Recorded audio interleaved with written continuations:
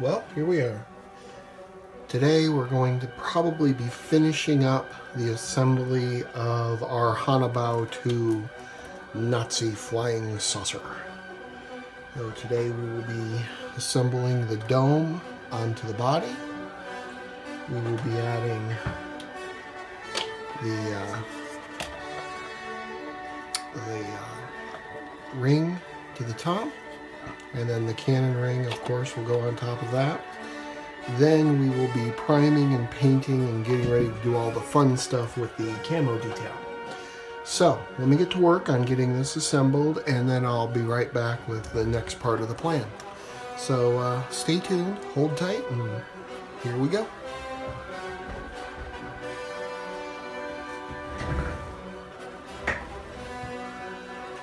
Here we go. First off, need to apologize. This video is taking longer to get done and then uploaded. I appreciate patience. It's great. Things have just been really busy at work, so you know how it goes. So here we are, fully assembled, all glued down, all ready to go. So it fit together really nicely. The top assemblage came right down on top. There are pins right in this area and then matching pins on the outside. It's very important that when you do put it together, you put this piece in correctly, because that's where these pins are located. So you want to make sure everything's all lined up. And then this thing just slots right together, locks down. Very nice, very tight. I actually had a bowl with a weight on it just to make sure everything, all the glue's set, and I left it for about 24 hours. So what we're going to do next is we are going to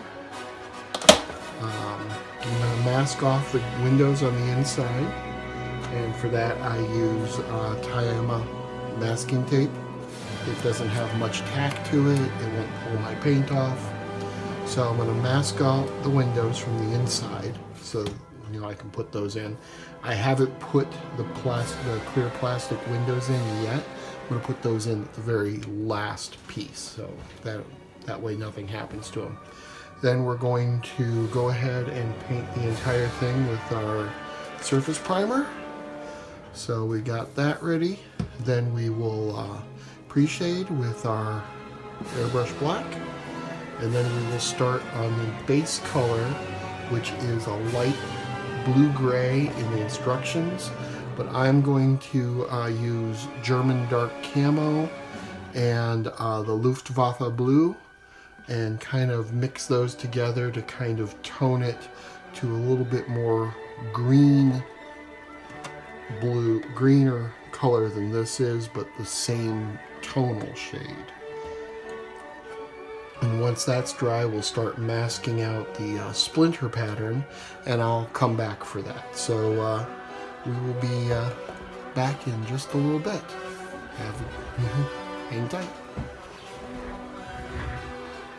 There we are, completely primed, ready to go. So, hey, anyone Firefly here, or Firefly fans? 2x2 here. Never mind. So, what we're going to do now, we're going to take out the old airbrush, and we are going to use our black, and I am going to pre-shade every little panel line. And there are a lot of panel lines. It's okay. It'll look good when it's done. That's why we do this sort of thing. It's fun. Remember, this is fun. Actually, it is. I'm enjoying the hell out of myself. So, I'm going to go ahead and do like, just what is it? I don't remember. It's not slow motion. It's not fast motion. It's not, there's a word for it, where it takes pictures all the time. Anyway, I'm going to run the camera while I'm doing this so you can watch me do the panel lines in a sped up fashion. So give me just a second and we'll get started on that.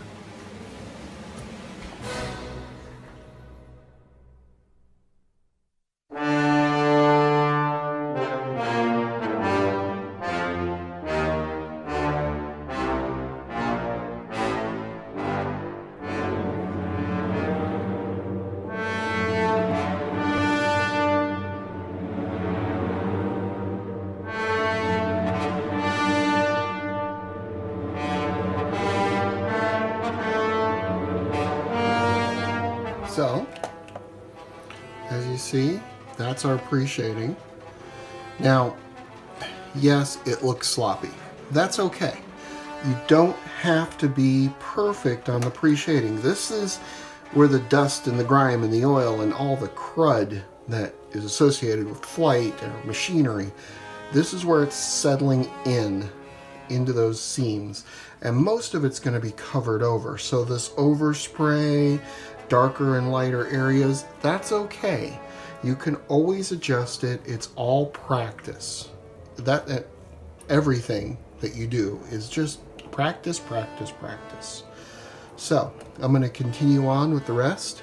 The other thing is I'm making a good deal of care on these panel lines so that they'll blend in just a little bit more.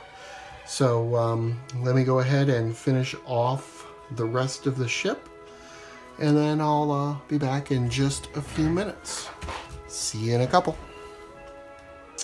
Okay, we are completely done with the pre-shading. I've mixed up a color that I think is what I want for my hull, and we're going to continue on. Might add a little bit more light blue in there.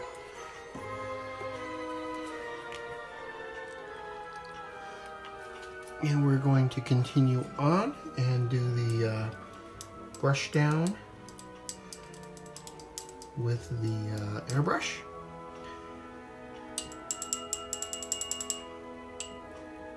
Yeah, that's better.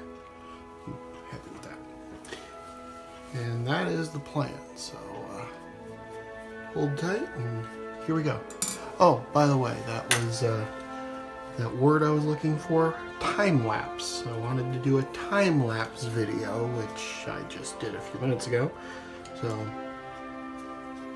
I'm not a total idiot, just mostly. So we're all set to go here. So let's get to work.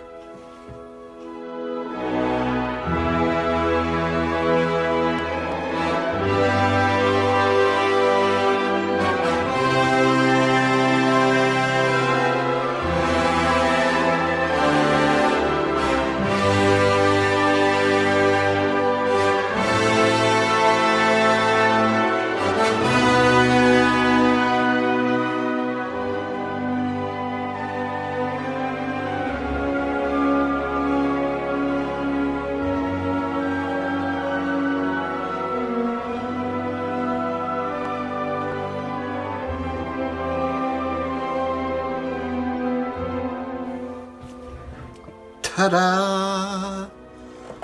All those sloppy lines. And now we have a base-coated Haunebu 2 German flying saucer. Speaking of which, the movie, the sequel, Iron Sky, The Coming Race is coming out. Really kind of dying to see that, considering I'm a huge fan of the first one. As if you couldn't tell by me building this silly ass thing. So, here we go. The whole thing is ready to go. I painted it, you'll notice I painted some of the panels unevenly. That's to have some wear and tear. Now, of course, once I put the camouflage on and we dull coat and then we, add some weathering, we're going to have all sorts of fun with this. So, this is where I'm stopping today. Main reason is I want the paint to dry completely before I start masking out the splinter pattern. So we're going to end the video here, put it together, have it uploaded, and once again, I'm sorry this took so long to get a new video up. I will do my level best to not take this long anymore. So we are getting close to the end of this project. This is exciting. One other thing. This baby is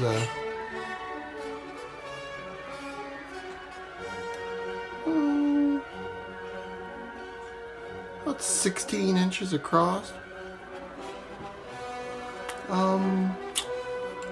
Might have a hard time finding a place to display it.